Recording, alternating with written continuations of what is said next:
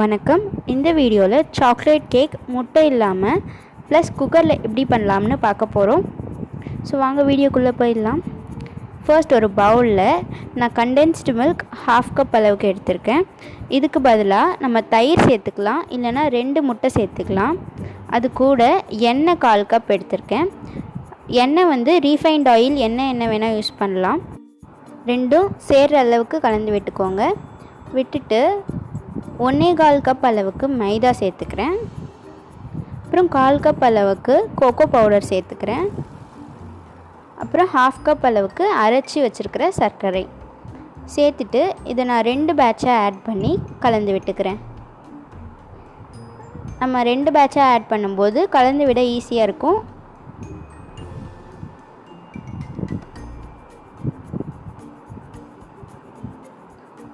ரெண்டாவது பேட்சும் ஆட் பண்ணிக்கிறேன்.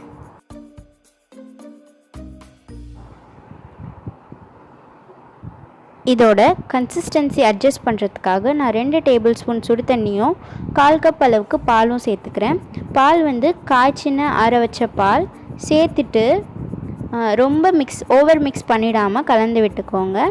கலந்ததுக்கப்புறமா baking powder 1/2 டீஸ்பூனும் baking soda 1/2 டீஸ்பூனும் சேர்த்துக்கிறேன். அப்புறம் வெண்ணிலா எசன்ஸ் 1/2 டீஸ்பூன் சேர்த்துட்டு இதையும் ஓவராக மிக்ஸ் பண்ணாமல் லைட்டாக கலந்து விட்டுக்கிறேன், எல்லா பக்கமும் பரவுற மாதிரி. இது இருக்கட்டும். இப்போ நம்ம குக்கர் ரெடி பண்ணிக்கலாம். நான் குக்கரில் உப்பு 1 கப் சேர்த்துக்கிறேன். இந்த உப்பை நம்ம திரும்ப கேக் செய்யும்போது யூஸ் பண்ணிக்கலாம்.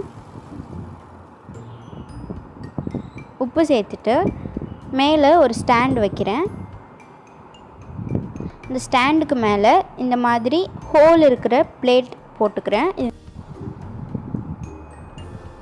போட்டுட்டு குக்கர் மூடியிலேருந்து கேஸ்கெட்டும் விசிலையும் நான் எடுத்துடுறேன்.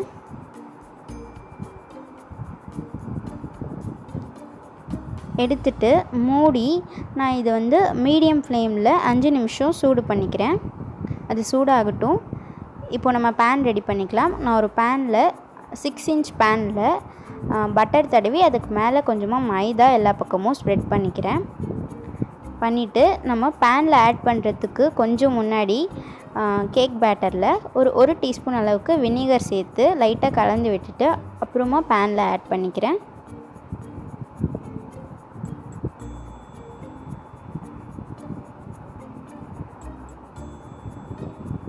கேக் பேக் பண்ணுறதுக்கு கொஞ்சம் முன்னாடி வினிகர் சேர்த்தா போதும். சேர்த்துட்டு நான் இதை நல்லா தட்டி விட்டுக்கிறேன். அப்போ தான் ஏர் பபிள்ஸ் ஏதாவது இருந்தால் அது போயிடும். இப்போ நம்ம சூடு பண்ண குக்கரில் நம்ம ப்ளேஸ் பண்ணிடலாம்.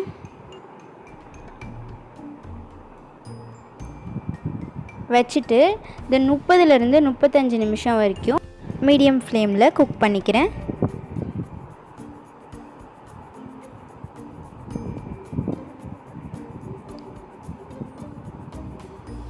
முப்பத்தஞ்சு நிமிஷத்துக்கு அப்புறம் கேக் ரெடி ஆயிடுச்சு.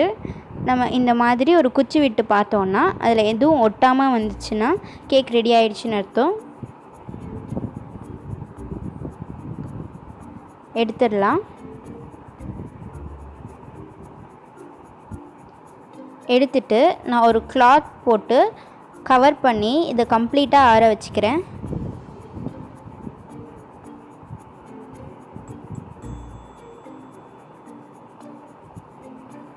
ஆறிடுச்சு. இப்போ இதை மோல்லேருந்து நம்ம எடுத்துடலாம்.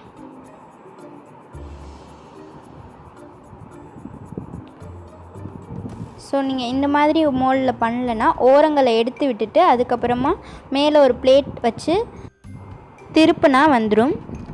இப்போது கேக்கை நான் 2 லேயராக கட் பண்ணிக்கிறேன்.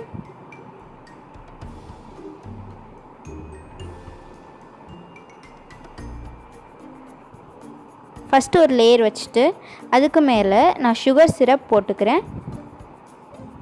இந்த சிரப் பண்ணுறதுக்கு 2 டேபிள் ஸ்பூன் சர்க்கரையோட 3 டேபிள் ஸ்பூன் தண்ணி சேர்த்து நல்லா கரையிற அளவுக்கு கலந்து விட்டுக்கணும். அதுக்கு மேலே நான் வெனிலா பட்டர் க்ரீம் போட்டு ஃபுல்லாக ஸ்ப்ரெட் பண்ணிக்கிறேன். அதுக்கு மேலே இன்னொரு கேக் லேயரும் வச்சிட்றேன். நான் மேலே வெடிச்சிருந்த லேயரை எடுத்துட்டேன். நம்ம அதை வேஸ்ட் பண்ணாமல் சாப்பிட்டுடலாம். அதுக்கு மேலே நான் கொஞ்சமாக சுகர் சிரப் போட்டுட்டு அதுக்கு மேலேயும் க்ரீம் போட்டு கேக்கை ஃபுல்லாக கவர் பண்ணிடுறேன். நம்ம பட்டர் க்ரீம் யூஸ் பண்ணுறதால கேக் வந்து நல்லா கூலாகி சில்லுன்னு தான் இருக்கணும், இல்லைனா வந்து வெண்ணெய் வந்து உருகிடும். கவர் பண்ணிவிட்டு இதை நான் ஒரு 10 நிமிஷம் ஃப்ரிட்ஜில் வச்சு எடுத்துக்கிறேன். எடுத்தாச்சு. எடுத்ததுக்கப்புறமா நான் மேலே சாக்லேட் சிரப் போடுறேன்.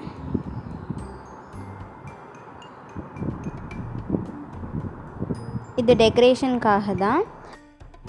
மேலே நான் க்ரீம் அண்ட் ஜெம்ஸ் வச்சு டெக்கரேட் பண்ணிக்கிறேன்.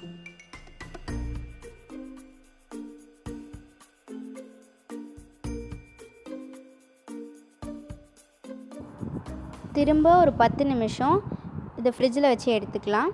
அவ்வளோதான், கேக் ரெடி ஆயிடுச்சு. இப்போ அதை கட் பண்ணி பார்க்கலாம்.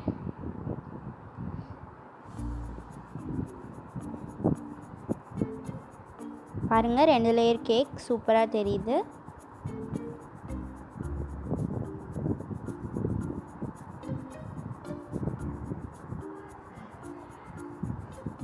இந்த ரெசிபியை நீங்களும் உங்கள் வீட்டில் ட்ரை பண்ணி பாருங்கள். பிடிச்சிருந்தா ஷேர் பண்ணுங்கள், கமெண்ட் பண்ணுங்கள். அண்ட் இந்த மாதிரி நிறைய வீடியோஸ்க்கு நம்ம சேனலை சப்ஸ்கிரைப் பண்ணிக்கோங்க.